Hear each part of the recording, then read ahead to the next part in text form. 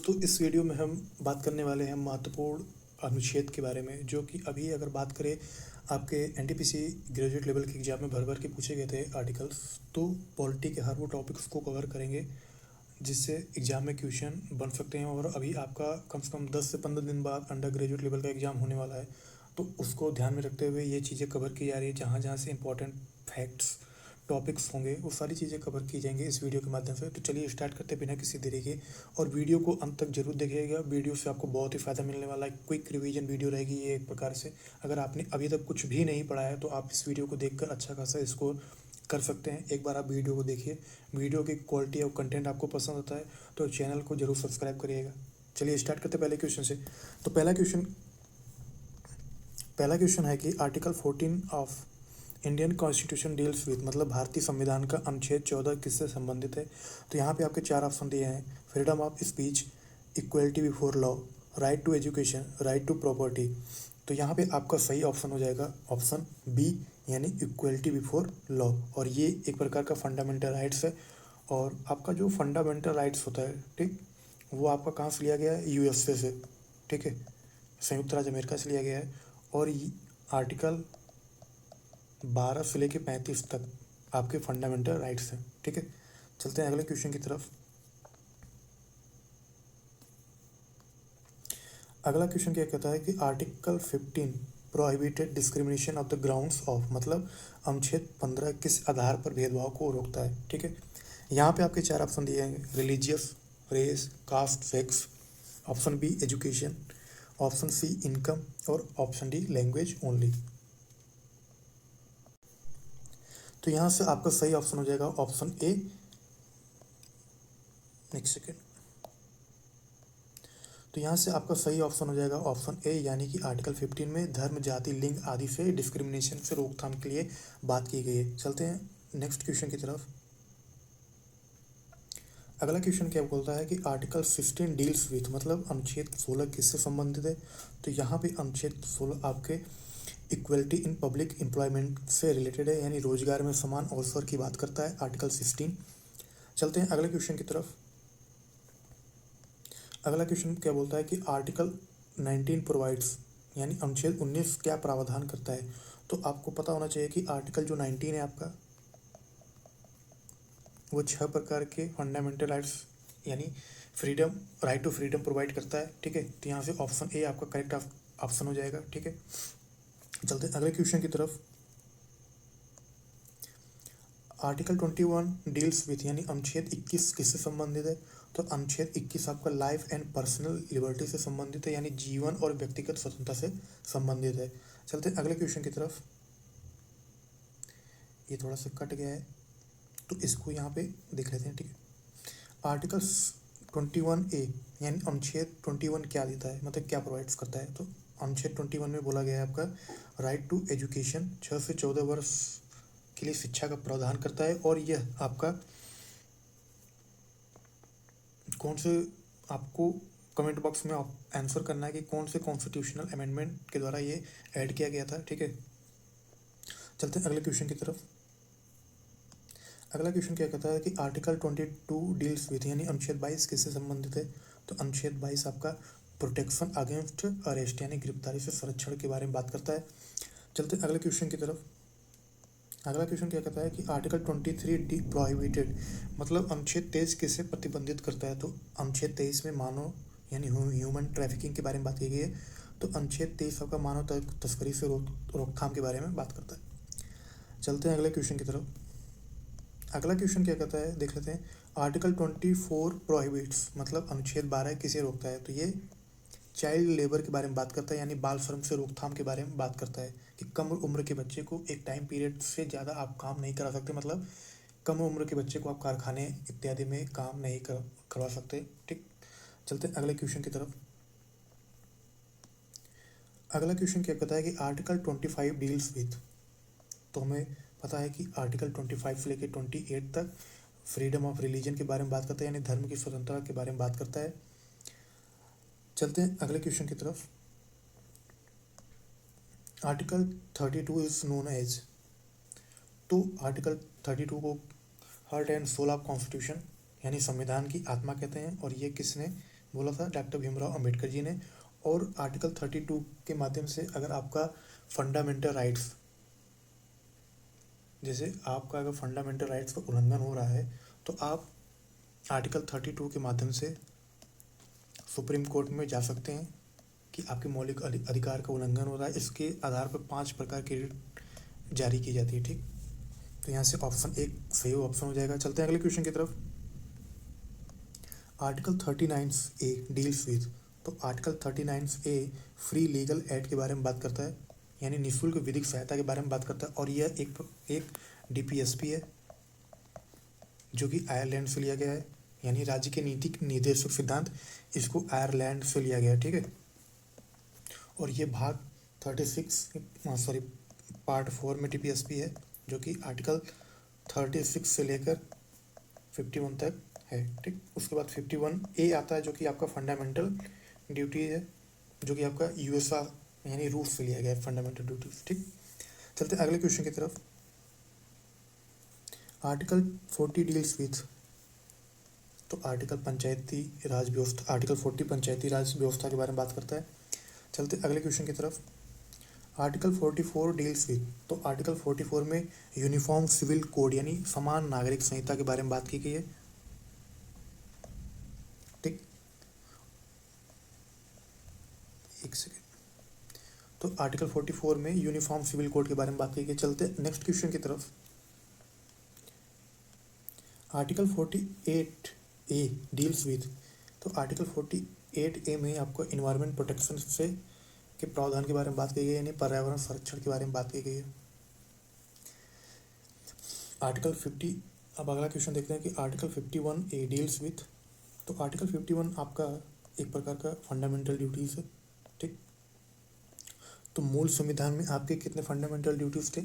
10, जो कि आपके 42वें कॉन्स्टिट्यूशनल अमेंडमेंट 1976 द्वारा ऐड किए गए थे। बाकी एक 11वां था टोटल, तो अभी 11 हैं फंडामेंटल ड्यूटीज। ठीक, 10 जो आपके ऐड किए गए थे वो 42वें संविधान संशोधन 1976 में किया गया था, और 11वां आपका 86वां कॉन्स्टिट्यूशनल अमेंडमेंट एक्ट 2002 में ऐड किया गया था, जिसमें आपका 6 से 14 वर्ष के बच्चों के लिए निःशुल्क शिक्षा व्यवस्था के बारे में बात की गई थी। ठीक है, चलते हैं अगले क्वेश्चन की तरफ। आर्टिकल 52 डील्स विथ, मतलब अनुच्छेद 52 में क्या बोला गया है? तो अनुच्छेद 52 में बोला गया है कि प्रेसिडेंट ऑफ इंडिया मतलब भारत का एक राष्ट्रपति होगा। चलते हैं अगले क्वेश्चन की तरफ। आर्टिकल 54 डील्स विथ, तो आर्टिकल 54 में इलेक्शन ऑफ प्रेसिडेंट के बारे में बात की गई, यानी राष्ट्रपति के चुनाव से संबंधित प्रावधान किए गए, इनके चुनाव के बारे में बात की गई है। चलते हैं नेक्स्ट क्वेश्चन की तरफ। आर्टिकल 61 डील्स विथ, तो अनुच्छेद 61 में क्या बोला गया है? तो अनुच्छेद 16 में बोला गया है कि राष्ट्रपति के ऊपर महाभियोग लगाया जा सकता है। ठीक है, इम्पीचमेंट ऑफ प्रेसिडेंट। चलते हैं नेक्स्ट क्वेश्चन की तरफ।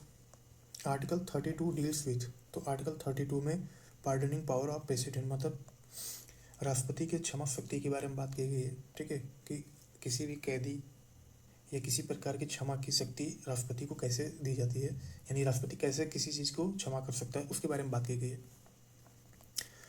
चलते नेक्स्ट क्वेश्चन की तरफ। आर्टिकल 74, तो आर्टिकल 74 में आपका काउंसिल ऑफ मिनिस्टर के बारे में बात की गई। नेक्स्ट क्वेश्चन,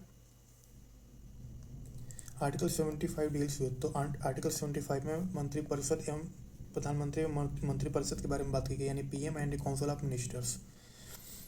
बात करते हैं अगले क्वेश्चन की तरफ। आर्टिकल 76 डील्स विथ, तो आर्टिकल 76 में आपका अटॉर्नी जनरल ऑफ इंडिया के बारे में बात की गई, भारत के महान्यायवादी के बारे में बात की गई है।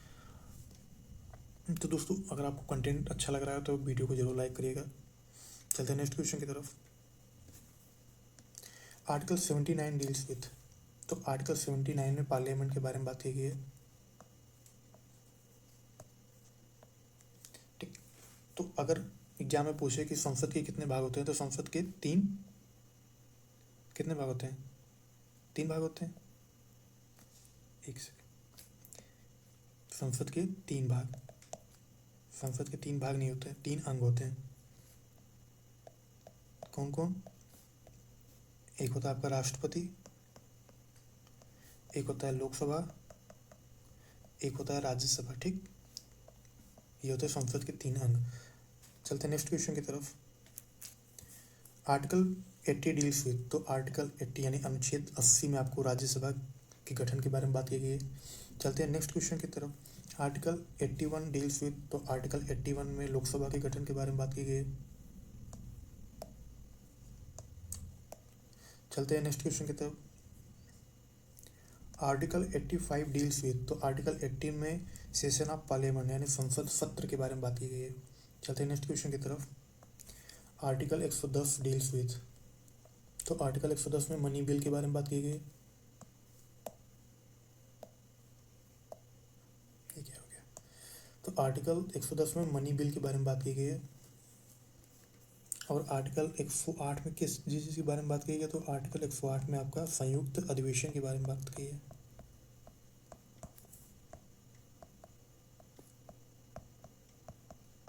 ठीक, चलते हैं नेक्स्ट क्वेश्चन की तरफ।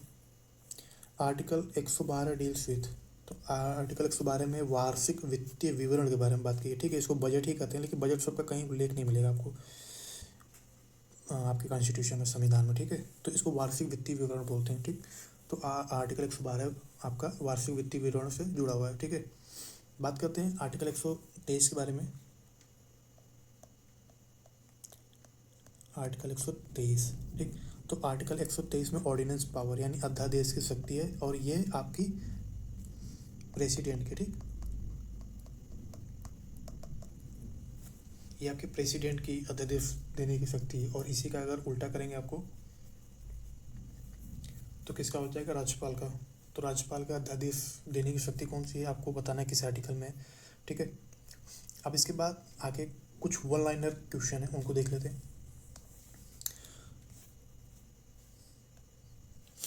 आर्टिकल 124 मतलब आर्टिकल यानी अनुच्छेद 124 में किस चीज़ के बारे में बात की गई है? तो 124 में सुप्रीम कोर्ट के बारे में बात की गई है। आगे चलते हैं। आर्टिकल 143 डील्स विथ, तो यहाँ पे एडवाइजरी ज्यूरिडिक्शन के बारे में बात की गई, यानी परामर्श अधिकार के बारे में बात की गई है। ठीक, चलते हैं अगले क्वेश्चन की तरफ। आर्टिकल 148 डील्स विथ, तो 148 में कैग के बारे में बात की गई, यानी नियंत्रक महालेखा परीक्षक के बारे में बात की गई है। इसके अलावा अगले क्वेश्चन पे चलें अगर, तो बात करें आर्टिकल 155 डील्स विथ, तो आर्टिकल 155 में राज्यपाल की नियुक्ति के बारे में बात की गई है। आगे अगर बात करें आर्टिकल 161 डील्स विथ, तो आर्टिकल 161 में गवर्नर पार्डनिंग पावर के बारे में बात की है, राज्यपाल की क्षमा शक्ति के बारे में बात की गई है। ठीक, नेक्स्ट क्वेश्चन के बारे में बात करें अगर, तो article 165 deals with article 165 deals with 155, इसमें महाधिवक्ता के बारे में बात की गई, एडवोकेट जनरल के बारे में बात की गई। आर्टिकल 158 डील्स विथ, तो इसमें स्टेट लेजिस्लेचर के बारे में बात की गई, यानी राज्य विधान मंडल के बारे में बात की गई है। दोस्तों आपको ये लग रहा होगा कि वन लाइनर क्वेश्चन क्या होगा, लेकिन यहाँ पे आप जान लीजिए कि एनटीपीसी हो, एसएससी, कोई भी एग्जाम हो, आपको डायरेक्ट क्वेश्चन देखने के लिए मिलेंगे। ठीक है, तो ये देख के मतलब पैनिक होइएगा कि मतलब कितना छोटा मतलब कंटेंट है। ठीक है, यहाँ से आपको डायरेक्ट क्वेश्चन देखने के लिए मिलेंगे। ठीक है, चलते हैं नेक्स्ट क्वेश्चन की तरफ। आर्टिकल 159 डील्स विथ, तो आर्टिकल 169 में आपके विधान परिषद के बारे में बात की गई है। आर्टिकल 170 डील्स विथ, तो आर्टिकल 170 में आपके स्टेट असेंबली यानी विधानसभा के बारे में बात की गई है। चलते हैं नेक्स्ट क्वेश्चन की तरफ। आर्टिकल 171 डील्स विथ, तो आर्टिकल 171 में विधान परिषद संरचना के बारे में बात की गई है, विधान परिषद की संरचना के बारे में बात की गई है। चलते हैं नेक्स्ट क्वेश्चन की तरफ। आर्टिकल 214 डील्स विथ, तो आर्टिकल 214 में आपके हाई कोर्ट के बारे में बात की गई, यानी उच्च न्यायालय के बारे में बात की गई है। आर्टिकल 124 में क्या बात की गई है? सुप्रीम कोर्ट के बारे में। ठीक, आर्टिकल 226 डील्स विथ, तो आर्टिकल 226 रिट का अधिकार है हाई कोर्ट में। ठीक, हाई कोर्ट में आप रिट दायर कर सकते हैं। ठीक है, लेकिन अगर सुप्रीम कोर्ट के बारे में बात करें कि सुप्रीम कोर्ट में कब रिट दायर कर सकते हैं आप, तो ये 5 प्रकार की रिट दायर कर सकते हैं। आर्टिकल 32 के माध्यम से सुप्रीम कोर्ट जा सकते हैं, और आर्टिकल 226 के माध्यम से हाई कोर्ट जा सकते हैं। ठीक, अब बात करते हैं आर्टिकल 280 डील्स विथ, तो आर्टिकल 280 आपका वित्त आयोग के गठन के बारे में बात करता है, वित्त आयोग के बारे में बात करता है, फाइनेंस कमीशन के बारे में बात करता है। Article 300A